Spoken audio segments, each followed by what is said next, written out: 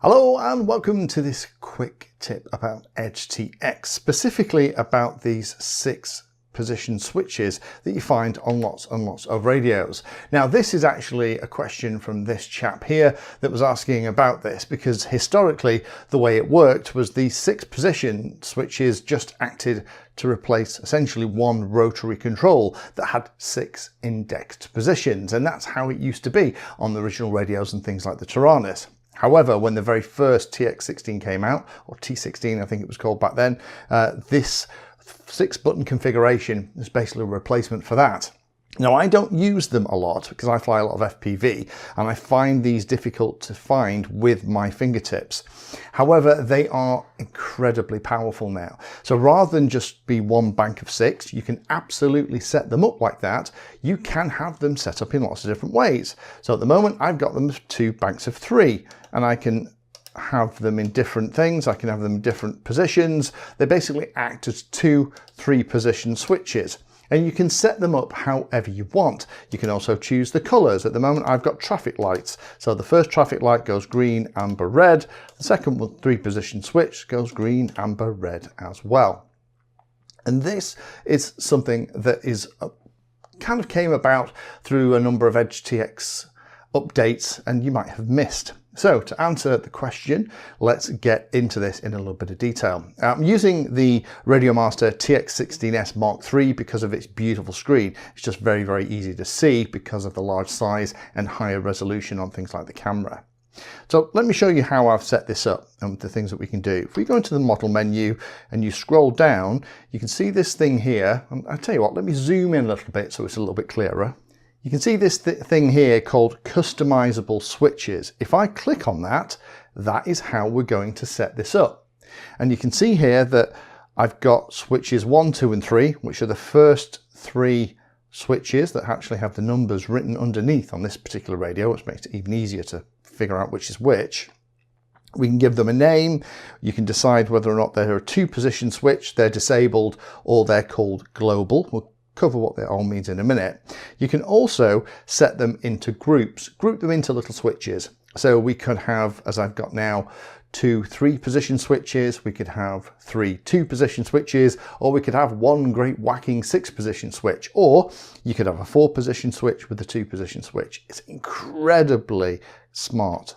Then we can decide whether or not we want them off and on and what colors, so we can change them. So at the moment we have green for the first one, but we can change that to blue, cyan, we can have it as gray, we can have it as a light blue, we can have it as white.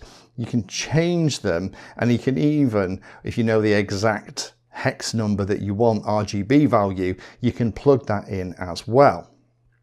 So that's a quick overview. The only other things at the bottom are how the groups are set up, and they can either be always on, and you can also then decide which switch is going to be on when the radio starts up, and also whether or not it's going to remember what the switch was last time. So at the moment we've got 2 3-position switches. Let's change that so that everything is part of one big group. So we're going to group all 6 together. Okay, so now you'll notice that it behaves exactly like the old 6-position switch did.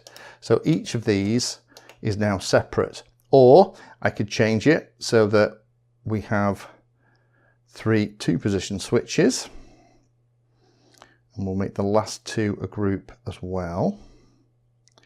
Let's just change the colors a little bit so they make more sense when one's off and one's on. And this is the great thing, because it has a great visual indicator of how all this stuff is working.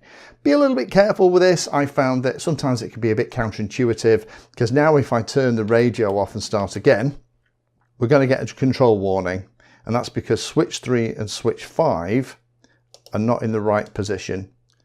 So that's a very quick whistle-stop tour of how this works. You can set it up how you want. I think most of us would probably want it to be set up for one big 6-position switch, and it is actually covered in the documentation. I'll put a link below if you want to read up on this. If you want those switches to behave exactly like the traditional 6-position switch, we need to configure all 6 of these switches to be in a single group, and that group to be always on. So like I said, if we wanted to do that, we would just add them all to group 1, and that's going to then bind them all together into one big switch.